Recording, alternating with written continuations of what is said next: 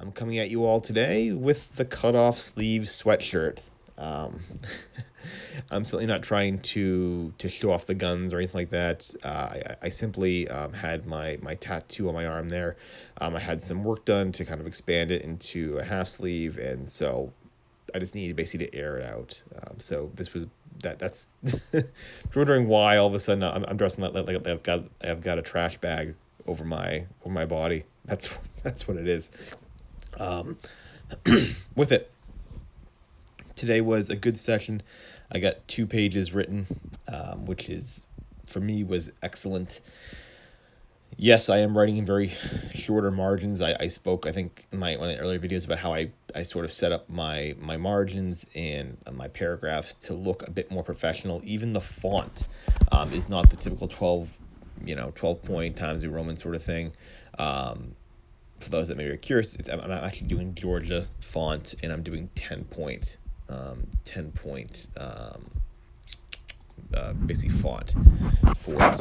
The reason for that, I think I mentioned before, but basically when I do that, my work looks a bit more professional when it comes out the first time. The formatting looks closer to what it might look like if someone were to pick up, say, a collection of short stories at like a Barnes & Noble and flip through the book. It looks that way.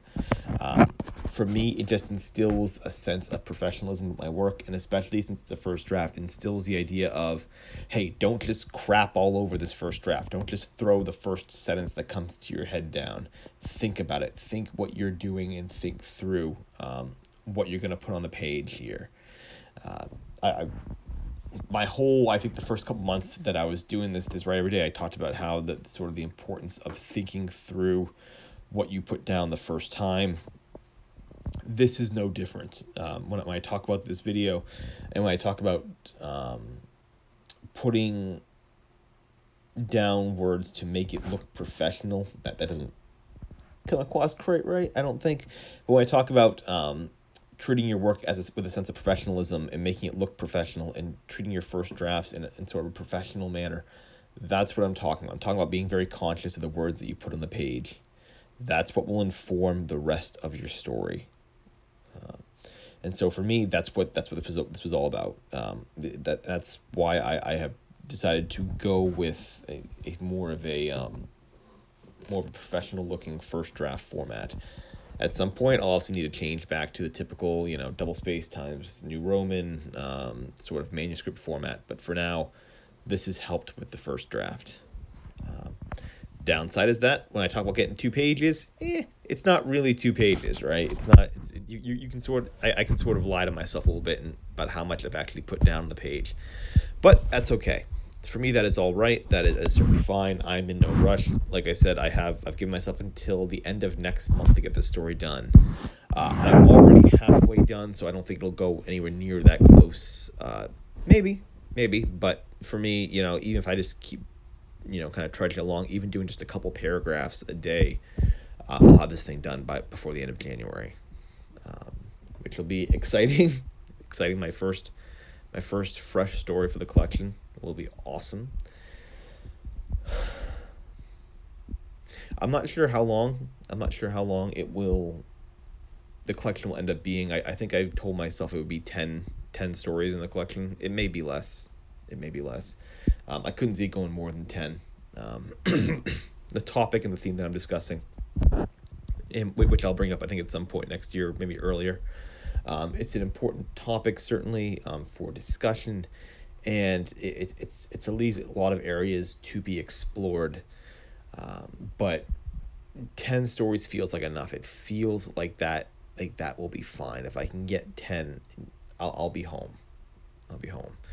And to be frank,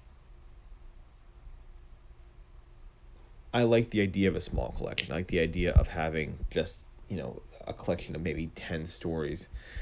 Maybe a 150 page book, maybe 150, maybe 200 page, kind of smaller print book. I like that idea.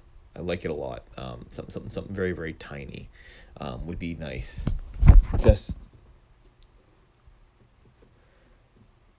I think partly just because I've worked on like my last novel there, the Bresslin one there. It's about 120,000 words. I think I got down to like 110 or something like that. But to do something smaller now will be a good change of pace. And I think it's important to have some sort of variety in your work, to sort of mix things up. And when it comes to short stories, there's only so your stories need to be concise to generally be strong. Usually longer ones don't usually work. So you can't really pad too much with these ones. With novels, there can be a little bit of padding. Some that go way too far with it. Oh my God, I don't know if anyone's ever read The Goldfinch, but I love Donna Tartt, but that book was padded to the absolute extremes. But with short stories, you can't really pad. So inevitably, it's going to be a smaller sort of form, unless you just unless you throw a ton of stories your way. It's possible to do that. It's possible, but for me, something smaller now will feel nice. Maybe it means I can even get it out faster. Who knows? But with that, I'll sign off here. I've been rambling on this one. I've got so many things on the mind, right? You've got the Christmas holiday in a couple days, New Year's, which is my favorite holiday of the year. All that stuff is coming up. So for me, this time, this time of the year is always going to be slow. It's always going to be something where I do a little bit less than before. I think December has always been kind of a month that I have not been very productive. I think it's true of everybody. I think it's true of everybody. Even companies now I've seen now seem to be giving their employees more time off in December than before. Certainly not everyone, but I was very surprised when I saw certain businesses shutting down for basically almost a full stretch of a week. I was quite surprised. So with that, I'm kind of embracing kind of the slower period here, and I'll come back obviously in January full power, ready to rock and roll. But for now, enjoying kind of the slow quiet, and we'll be back in a week or two with all that fire, that New Year's fire, burning in my belly.